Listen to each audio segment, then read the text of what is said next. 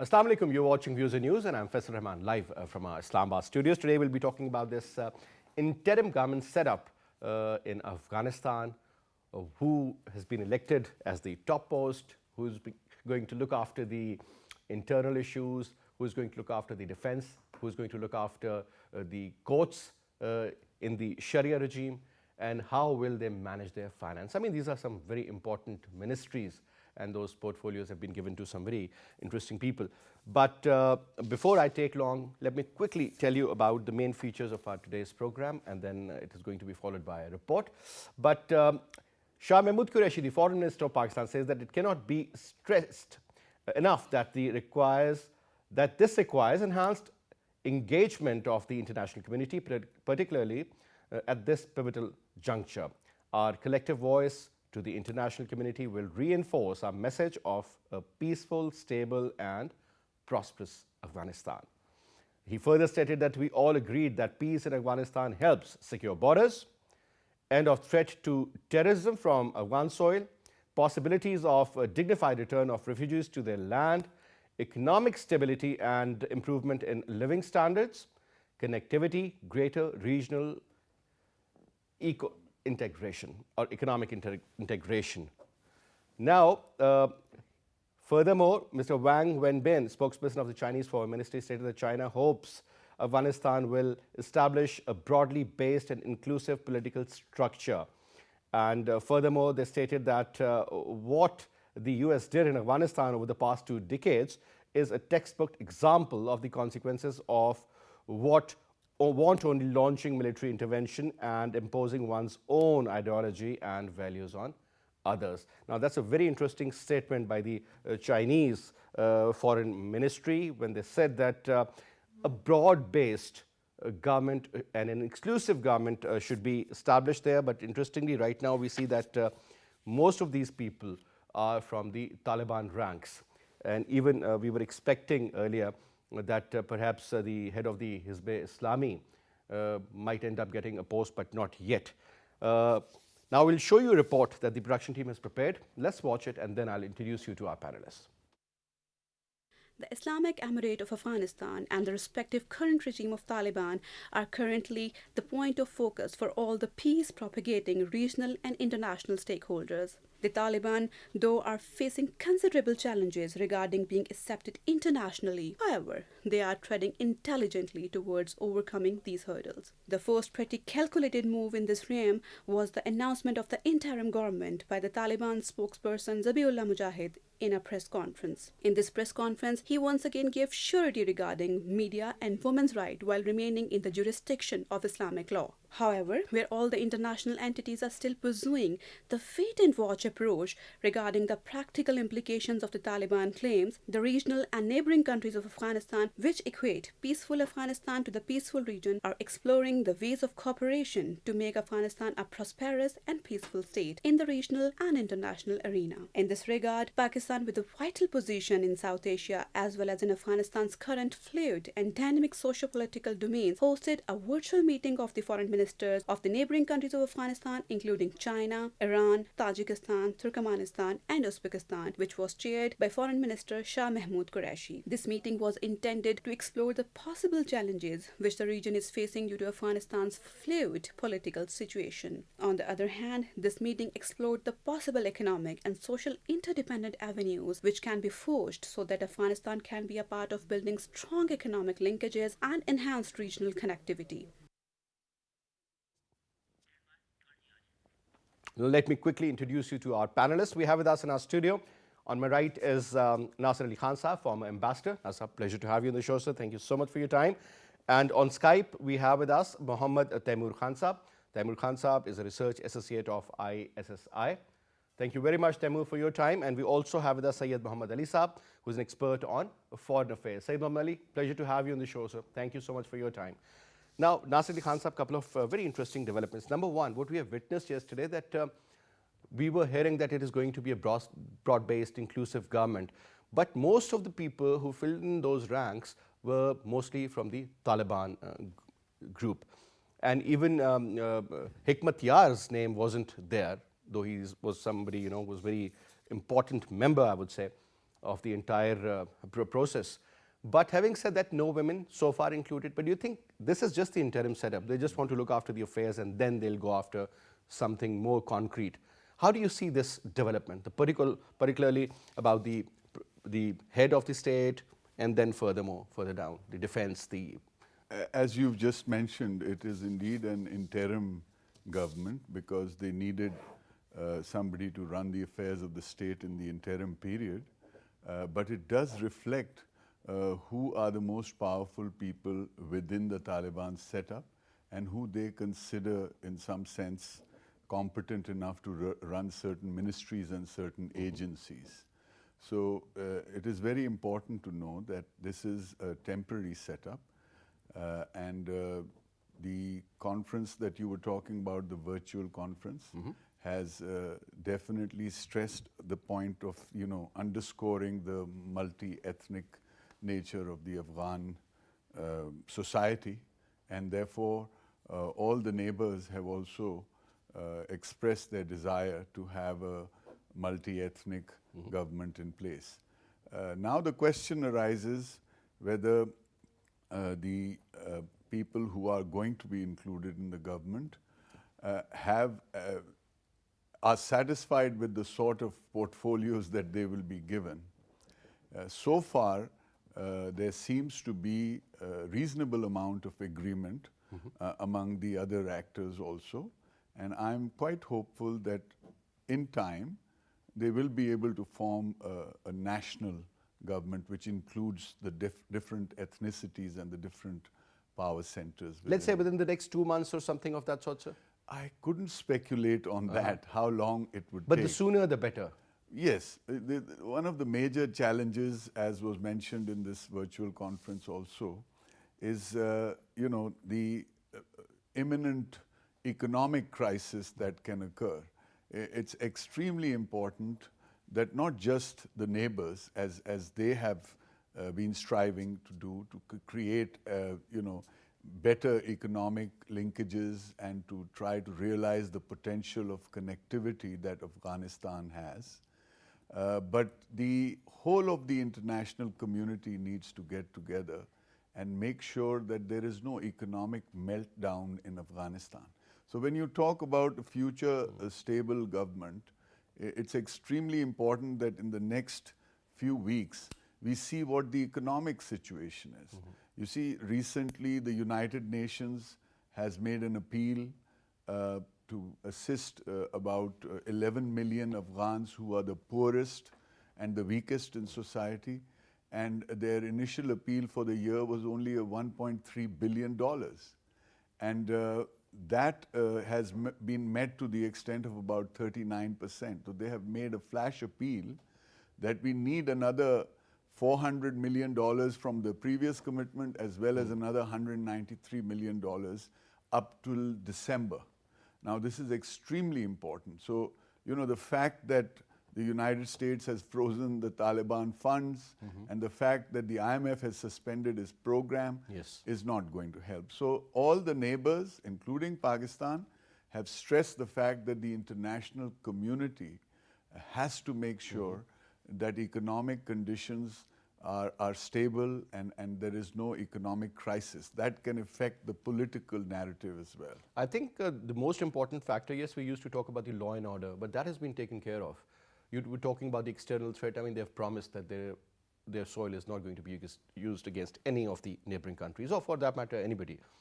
But I think the financial issue is the most important because that is where the problem seems to be. Because earlier there were reports that there is a shortage in certain areas of food and medicine, for that matter. Yes. So that is something one has to take into account because this is where the problem can actually erupt from. But let me also engage now Muhammad Taimur Khan Saab. Taimur Khan Saab, you heard what Ambassador Saab said, that yes, the interim government is in place. It will take some time before things are clear.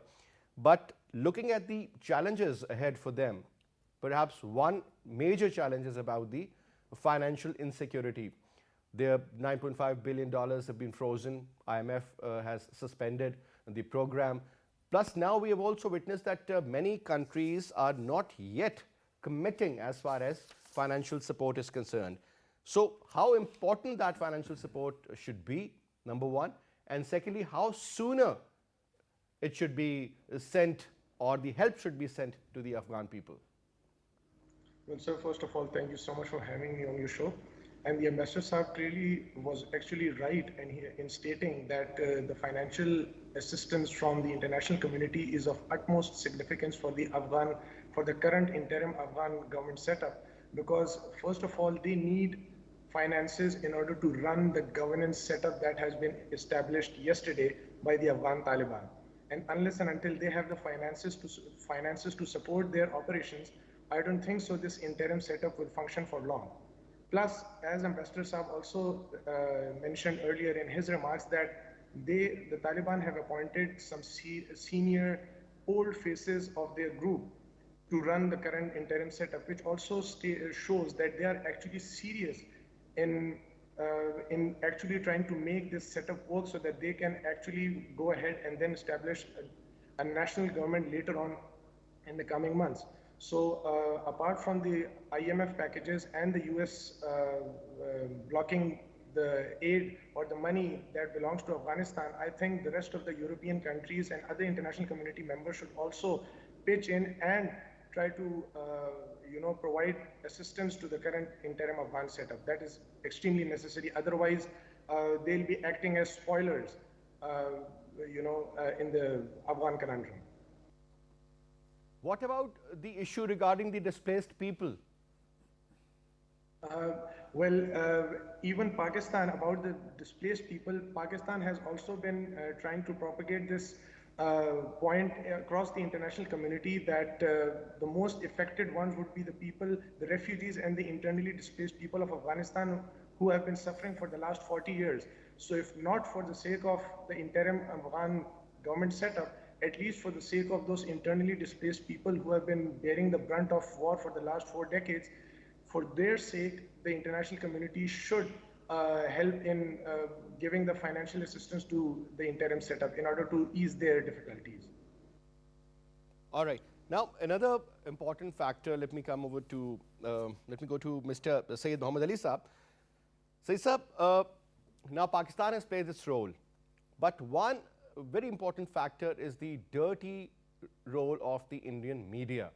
Now, I mean, it's beyond being funny, honestly speaking. I mean, showing the American F-15s as Pakistani jet planes bombing in Panjshir, or the crash of an F-16 that happened in Colorado.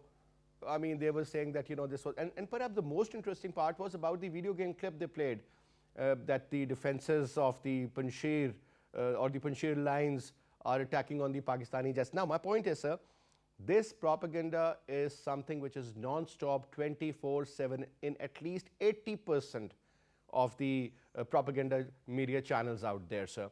So, just spreading false rumors, false stories, false narrative. Reality is so different now. My point now is that, the way the Taliban have been described by the Indian media as if they are more or less like Genghis Khan who's going to come and kill everybody. But the interesting part is that I was shocked and surprised to see when the female protesters were on road in Kabul, these Mujahideen or the Taliban, they were looking after them. They were looking after the security of those women. I mean, that was something phenomenal and unbelievable to see, actually. Let's start off from that point, sir. I mean, I've also been looking at at the Indian media, and there is a lot of frenzy there. But I feel that I mean, I lack the confidence of the other two participants in this only being a caretaker setup, because the fact of the matter is that when you start doling out prominent positions, right, and they've been doled out to the Haqqani network, they've been, Hikmat Yar, in my view, was not a enlightened person to have included in the government, but there were others, right? I mean, there were remnants of the Afghan government, Abdullah, and others, who we did not see joining the government. So I think that while India might be over-exaggerating Pakistan's, sort of role in this scenario, there is concern internationally. I mean, even Iran, for that matter, is quite upset with what has happened in the Panjshir Valley and has also been critical of Pakistan's role. I mean, the optics of our, of our security chief being in Afghanistan at that time. And, if you look at the composition of the Taliban government, so no Hazaras, right? I mean, if we're thinking of conciliation, right? I mean, no women, not even a tokenistic Taliban woman, or I mean, the absence of Hazara. I mean, the Hazaras are a significant community in Afghanistan. So let's see, now are we going to see Haqqani and Mullah Umar's son? Are they going to relinquish those important portfolios that they've been given in a caretaker setup? And give them over to Tajiks and others, is an issue of concern in my view. Also, I mean, I think we have to be objective. I mean, Mr. Rehman spoke about Taliban protecting Afghan women. I mean, those protests were around the Pakistan embassy, right? And these were not all Indian agents, right? I mean, people are upset at Pakistan's positioning now. And if we see the emergent setup, right? I mean, we see Mullah Akhund, who's the Quetta Shura, right? I mean, so Pakistan might have had a lot of influence on the emerging setup, which is, as far as Pakistan's national interest goes, is not a bad thing, right? And we've seen a dismal failure of international intervention, but they are going to use the carrot of aid, right? And use it hostage to try and fulfill their own objectives. And Pakistan could have played a facilitative role. Like right now, I mean, there's Russia and there's China because of the geostrategic, configurations who are, working with the emerging Taliban setup. But Iran is already getting displeased. So I think now in our conversations with the neighbors, we need to try and impress on the Taliban that please give positions to the Hazaras, right? I mean, because they have used the force, the threat of force and actual force, to have it their way entirely. And, Pakistan has to keep exerting its influence, because I think ultimately we are also going to be unhappy if it's just a very myopic Taliban setup. I think we are being overly enthusiastic, right, about the emerging scenario and overly confident. I mean, I don't share that confidence. All right.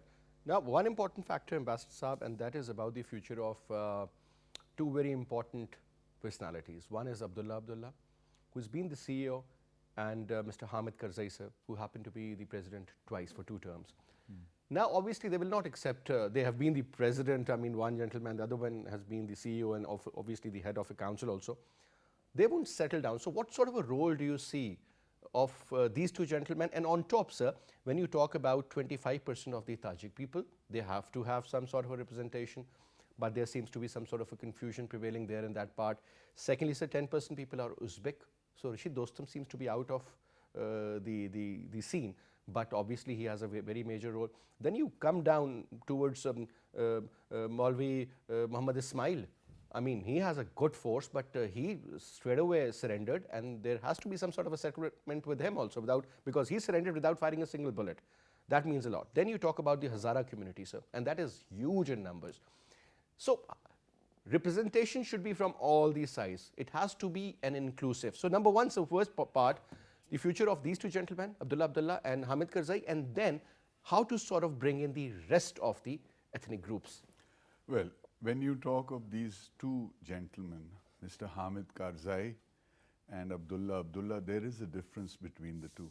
Mr. Abdullah still has a very large sphere of influence in his own area. Mr. Hamid Karzai comes from a Pashtun background, and so do the Taliban primarily. And Mr. Hamid Karzai, in terms of political influence and the reputation after his stint as president, is quite different. So I give credit to the Taliban that they are willing to listen to all personalities that would be involved. But there is a difference between Abdullah and his sphere of influence among his own ethnic group and that of Mr. Hamid Karzai. Hamid Karzai and his brother do not enjoy a very good reputation in the area that they belong to. Nevertheless, you talked about Mr. Ismail, you talked about Abdul Rashid Dostum. There is no doubt in my mind, and Pakistan is also of the view that all ethnicities and all power centers need to come to the table, and that is why we hosted, much to the disappointment of the Indians. But sir, one point, sir, quickly, I just came into my mind. I mean, Rashid Dostum was practically involved in killing and betraying thousands of Taliban. So do you think they'll forgive him for that? Well, so far, the conduct of the Taliban is very, very encouraging. And that's why I'd like to say to the Western world that they should stop analyzing the past record of this leadership and stop calling them criminals and drug dealers and things like that. Times have changed. I think that you need to look at the future and have a very pragmatic approach and judge them on the conduct in the near future rather than look at their old record, because obviously, according to the West, or at least the Americans, at least 4 or 5 of these cabinet members have been in Guantanamo Bay. Yeah. They were exchanged. Even the head. Exactly. So,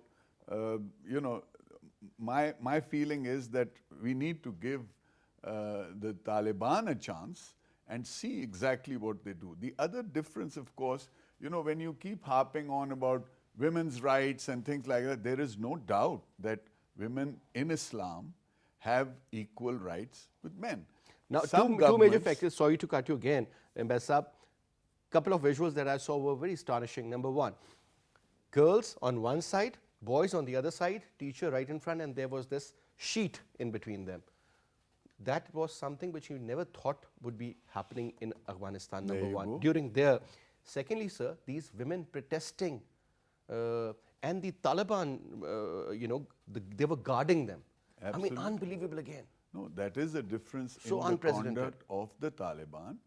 That is a reflection of the amount of tolerance they have in terms of the expression, the freedom of expression. So I think we should find this encouraging and we ought to give them a chance. But having said that, as I said, I have to stress that, the world should stop maligning them. You were talking about India and their propaganda. India is not the only country that criticizes them. The West is, like I was reading about Nikki Haley, the ex-permanent representative. Ambassador in the UN. Yeah, and she seems to have started with, forming a new bogeyman in the region. She gave a statement that the Chinese are going to take over the Bagram air base. I mean, that is totally fake news. But at the same time, she's saying the US must get together, Australia and Japan and India and also Israel, she mentioned, and that there is a clear threat of war and the export of extremism and stuff like that. So, this is again keeping up that warmongering, having some new enemy. Now they'll focus on China and give statements like this. I think they should refrain from doing this and give them a chance and try to help them financially as well. Now, interesting part was that about the Chinese statement of their foreign ministry. Now, I think Chinese have never given an aggressive statement towards any country. But this time, so we see that they are actually blaming the Americans very straightforwardly. And, for all the mess that is in the region, sir, primarily it is because of the Americans. And they could have left much earlier in a much better position and with the different ground realities. But now, sir, since they have left after almost 20 years, there seems to be a lot of problem on ground. You talk about financial issues, you talk about threats coming in. Yesterday again there was this attack on our convoy, 2 Jawans were killed. The other day there was this bombing in Quetta, in which precious lives, Absolutely. especially of the FC Jawans, Yes. and were lost. And this is something we can't take anymore, sir, because now there is a government that has promised us that they will not let their soil be used against Pakistan. I believe perhaps that was the major concern of the DGISI when he went to Afghanistan. Well, the Indians are saying that, well, Afghanistan, or the government in Afghanistan that has been, built by the Pakistanis, or perhaps they want their own favorites there. And then again, they were maligning Pakistan and the chief for Panjshir. I mean, what I'm saying is that why would we send our commandos there? I mean, Taliban are strong enough, and the kind of weapons they have now, I don't think anybody would challenge them now. But sir, one important area, now coming back to you again, Taimur Khan Saab, first of all, sir, in the future, do you see the role of women, number one, because obviously you're talking about the 50% of the population, but the way we have witnessed earlier in the olden days also, in FATA area, that only men were supposed to cast the vote, and the head of the family, primarily. Women had no rights, I mean, in the cultural sense. Similarly, when we talk about Afghanistan, sir, something very different that we are witnessing, that women are protesting, they are, even few of them, I'll be very honest, were chanting slogans against Pakistan also. And they were letting that happen. And I think that was some great news which came out of Afghanistan when that was shown in the Western world, that this is also possible and nothing has happened, not even a single person was even injured. So role of women in the future of Afghanistan, and especially regarding the government, and then also your take on the Uzbek people, on the Tajik side, who is going to be the main man from the Tajik side, and then the Hazaras. I mean, we haven't heard much from the major leaders of that side, sir, except for resistance in Panjshir that isn't there anymore, by the way. Taimur. Well, Faisal Saab, first of all, you need to remember that Taliban is a group which has been fighting a superpower militarily for the last 20 years. So as it was stated by my other colleagues on the panel, that it sounds really good of women inclusivity and protection of human rights and women rights. It seems very nice on paper, but we have to analyze the situation realistically and pragmatically of what is going on the ground as well. The Taliban have been, given this interim setup after 20 years of fighting with a superpower. So you have to give them some time before they can include people with whom they have serious trust issues. For instance, Hamid Karzai and Mr. Abdullah, they have been a part of government which was Western sponsored, which was in conflict with the Taliban. So you cannot expect the Taliban to trust them out of nowhere and include them in an interim setup which they desperately want to succeed. They are also scared of spoilers or people who might sabotage this attempt. So yes, that is why the Taliban are a little bit, they have to be a little apprehensive of all those people who have been part of the Western-backed setup. That is why they have included all those people in their interim government, which are extremely close and highly regarded confidants of the leadership of the Taliban. Plus, their spokesperson recently in a press conference said that there are currently 33 cabinet members. But more names will be announced later, and acting government members from other parts of the country will be taken on eventually as well, which also, it provides a very encouraging omen for us that yes, women might also be a part of this government setup as well. But again, talking culturally, I'm an ethnic Pashtun myself. As you mentioned earlier, that there was a cloth between the students, the male and the female students, while they were attending a class. Well, coming from a Pashtun background, I know that there have been times where some of the extremist proponents of the culture will never allow females, to sit even in close proximity with their male counterparts. But seeing this, that the Taliban are slowly and gradually allowing this indicates that they are also trying to reconcile their cultural identity and understanding of the conundrum that is going on at the moment. So yes, in my humble opinion, I think that in the future, women will definitely be a part of the government setup controlled by the Taliban. But as the Ambassador Saab rightly mentioned, that we have to give the Taliban a chance. We have to stop thrusting the models of other countries and other nationalities on Afghanistan because there are different primordial identities. So we have to give them a good chance so that they can, implement or execute what they have committed to the international community.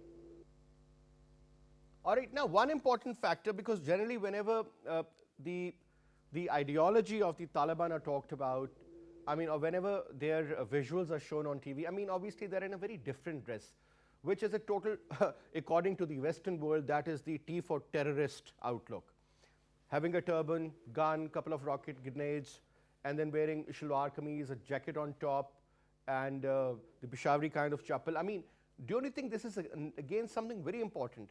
That the way this Badri 313 brigade or the group, I mean, they've been told to wear a proper uniform, and they look like soldiers. Don't you think this is also something important, that the Taliban should start working on the perception that has been there for such a long time about them? That needs to change now. Of course, sir, because Taliban are desperate for international legitimacy.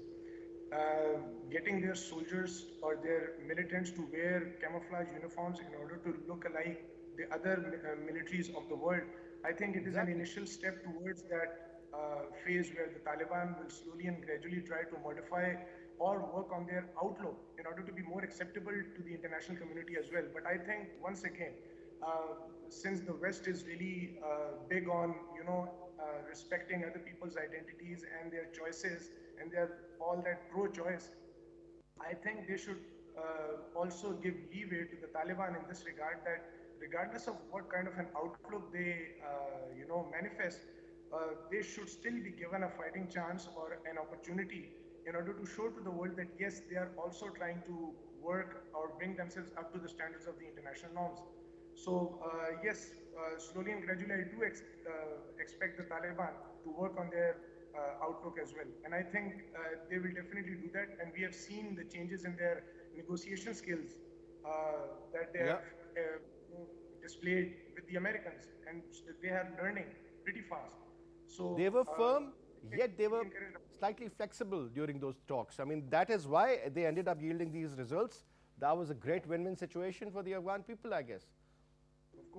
Of course it was. And this also gave encouragement to the Afghan people as well, that yes, Taliban are not some hoodlums or hooligans or murderers. They are the people of Afghanistan who are genuinely trying to make an effort to be acceptable to the people and rule and govern their country as per their aspirations.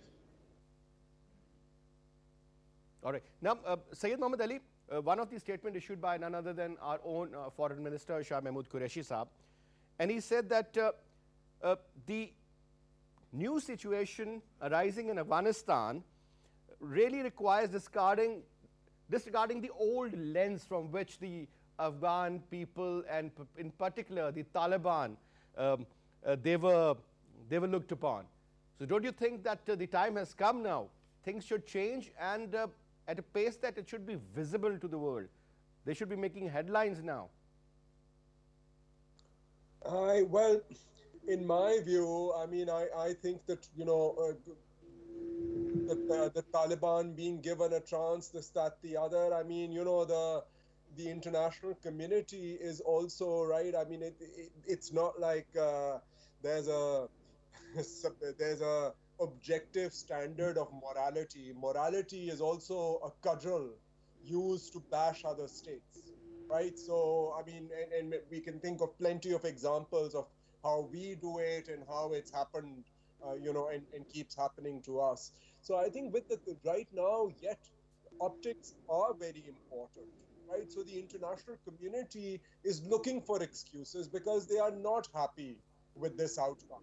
Pakistan might have made strategic gains. It might be more opportunities for other neighboring countries like China. There is unfortunately a new great game, right? The military-industrial complex in the US is now gearing up for another conflict, right?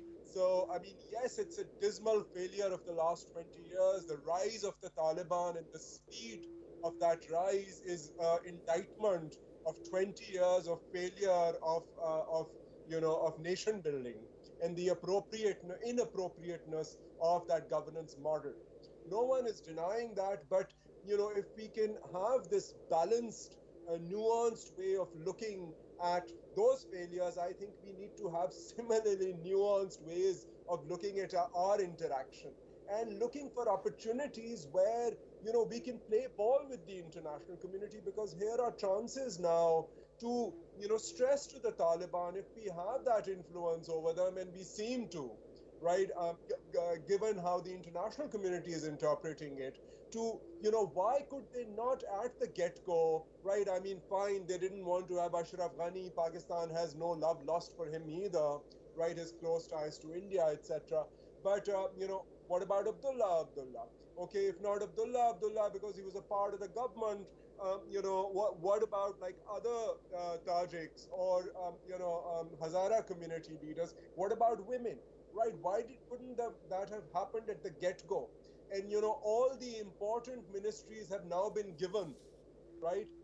So, what will they get? Like tokenistic positions, right? So this was the time, because if the optics were being met, then Pakistan could have made, rather than just asking, making groundless sort of sentimental appeals to the international community, could have, then talked about trying to release aid, could have talked about a revamp of the ROZ, the Reconstruction Opportunity Zone, which was never implemented over the last 20 years and which is vital for Afghanistan's economic stability, right? So I think right now Pakistan is entirely focusing on trying to work perhaps, with China, right? But I don't think Pakistan has a lot of credibility right now, and that speaks to the broader, geostrategic scenario as well, right? I mean, the Biden administration has also not been very flexible with Pakistan. It hasn't thought of Pakistan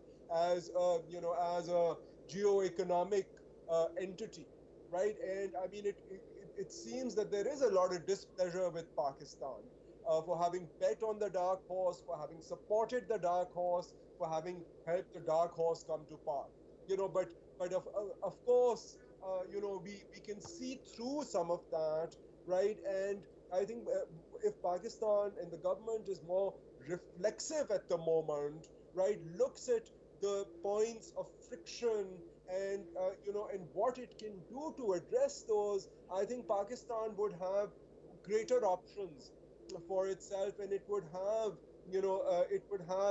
the ability to create and foster more partnerships, All right. in the region, and temper the Taliban as well, rather than just clapping for them.